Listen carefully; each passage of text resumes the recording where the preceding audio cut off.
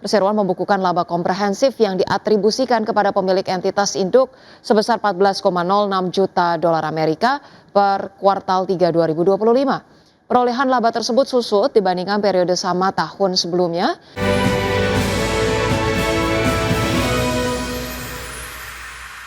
Ya, emiten transportasi laut PT Wintermar Offshore Marine (TBK) akan membagikan dividen interim senilai 22,12 miliar rupiah atau sebesar 5 miliar rupiah, maksud kami Rp5 per lembar saham. Iya, pembagian dividen interim tersebut mengacu kepada sirkuler pengganti rapat direksi pada 12 November 2025, sebagaimana telah disetujui oleh Dewan Komisaris pada 14 November 2025. Dalam keterbukaan informasi, Perseroan menjelaskan bahwa sebagian laba komprehensif per 30 September 2025 akan dibagikan dan dibayarkan kepada para pemegang saham Perseroan yang berhak sebagai dividen interim tahun buku 2025. Sementara itu melansir kinerja keuangan, Perseroan membukukan laba komprehensif yang diatribusikan kepada pemilik entitas induk sebesar 14,06 juta dolar Amerika per kuartal 3 2025. Perolehan laba tersebut susut dibandingkan periode sama tahun sebelumnya sebesar 27,21 juta dolar. Dari sisi top line, pendapatan Perseroan juga tercatat menyusut dari 61,51 juta dolar per kuartal 3 di tahun 2024 lalu menjadi 58,46 juta dolar per akhir September 2025.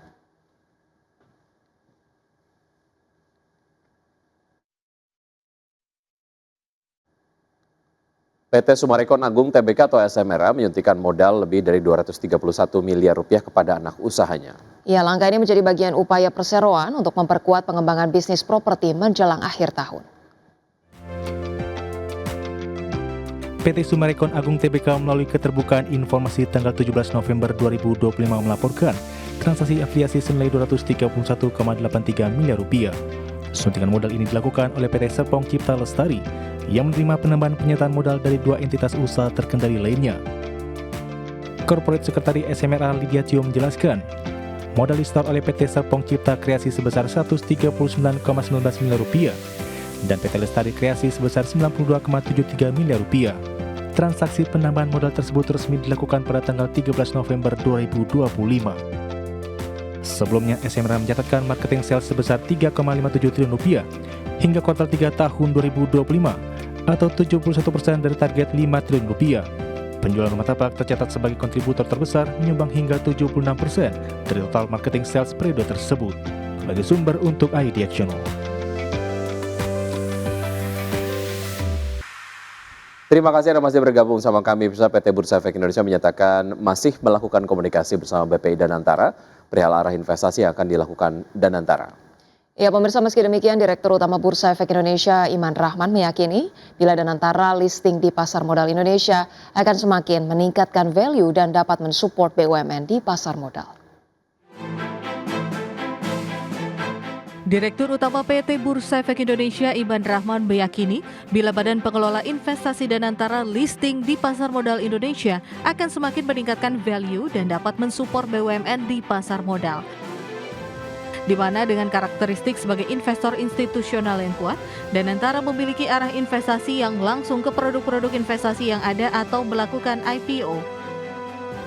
Meski demikian, Iman Rahman mengatakan pihaknya tetap berkomunikasi dengan Danantara terkait arah kebijakan investasi yang akan dilakukan, sehingga keputusan investasi atau tidaknya di pasar modal Indonesia tetap berada di tangan Danantara.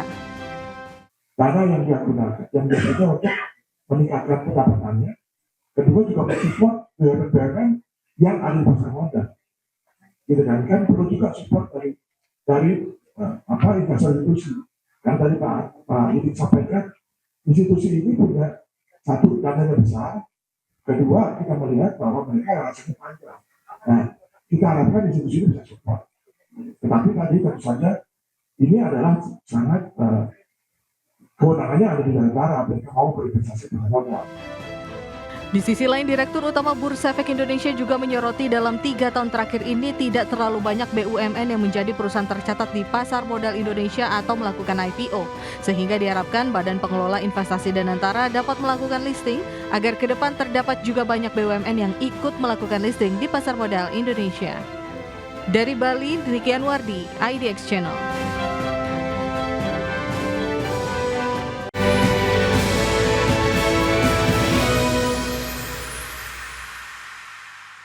Terima kasih Anda masih bergabung sama kami. Pemirsa, Presiden Prabowo Subianto meluncurkan penggunaan smartboard untuk sekolah-sekolah di Indonesia.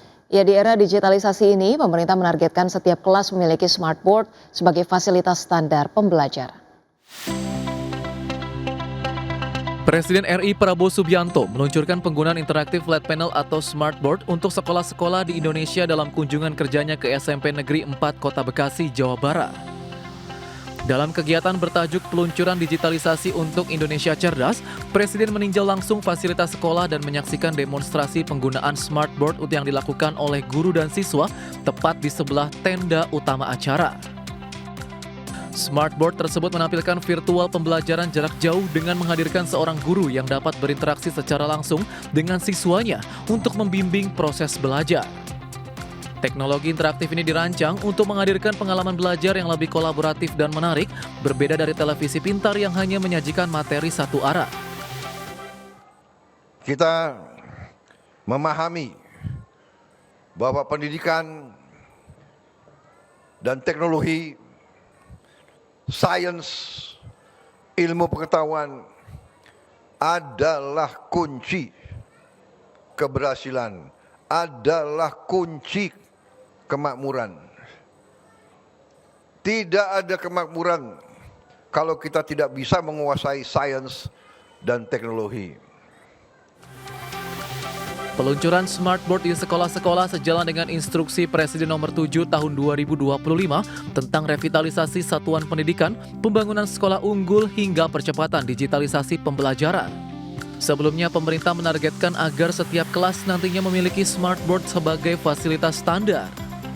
Tahun ini, sekitar 288.000 unit dijadwalkan dikirimkan ke 330.000 sekolah di seluruh daerah di Indonesia.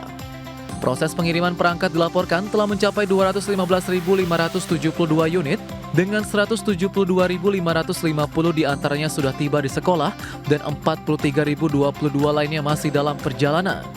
Pemerintah menargetkan seluruh perangkat tersebut dapat sepenuhnya tiba di sekolah-sekolah penerima pada Desember 2025. Tim Liputan IDX Channel. Pemirsa, sistem smartboard memanfaatkan digitalisasi pembelajaran dengan penggunaan interaktif flat panel untuk sekolah-sekolah di seluruh Indonesia. Ya, pemerintah menargetkan sekitar 288.000 unit smartboard dikirimkan ke 330.000 sekolahan di seluruh Indonesia. Adapun hingga saat ini pihaknya sudah mengirim sebanyak 172.550 smartboard ke sekolah-sekolah. Sebanyak 43.022 smartboard sedang dalam proses pengiriman. Menteri Pendidikan Dasar dan Menengah Abdul Muti mengklaim sekolah yang telah menerima smartboard ini terpantau sudah ada perubahan signifikan dalam proses pembelajaran. Pemerintah terus berupaya melakukan revolusi pendidikan melalui digitalisasi pembelajaran.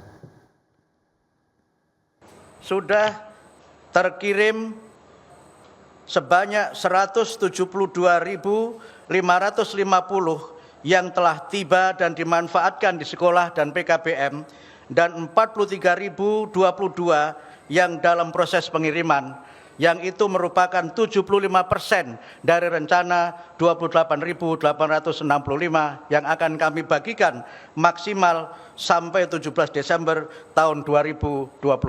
Bapak Presiden dan tamu undangan yang kami muliakan, kami melakukan monitoring dan juga melakukan evaluasi sekolah-sekolah yang telah menerima IFP atau digital panel.